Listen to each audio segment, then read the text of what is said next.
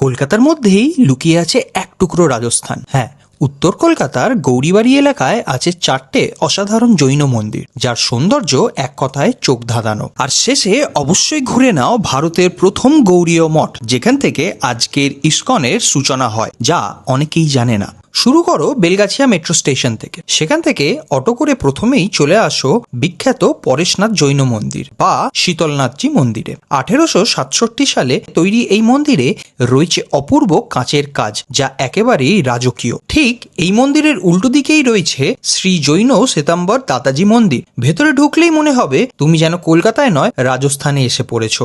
এই মন্দিরের পাশেই রয়েছে শ্রী শ্রী মহাবীর স্বামী মন্দির। এখানে ঢুকলে এক অদ্ভুত শান্তি অনুভব করবে। তারপর ঘুরে নাও শ্রী শ্রী চন্দ্রপ্রভুজি মন্দির, আর একদম শেষে ঘুরে আসো কাছেই থাকা প্রথম গৌড়ীয় মঠে। 1918 সালে প্রতিষ্ঠিত এই জায়গায় 1922 সালে প্রথম সাক্ষাৎ হয়েছিল ভক্তি বেদান্ত স্বামী শ্রীলা প্রভুপাদ ও তার গুরু ভক্তি সিদ্ধান্ত সরস্বতী। তাই একঘেয়ে বিকেলটা বদলে দিতে চাইলে এই ছোট্ট ট্রিপটা একবার করেই দেখো। আর ভিডিওটা ভালো লাগলে আমাদের পেজটা অবশ্যই ফলো করে নিও।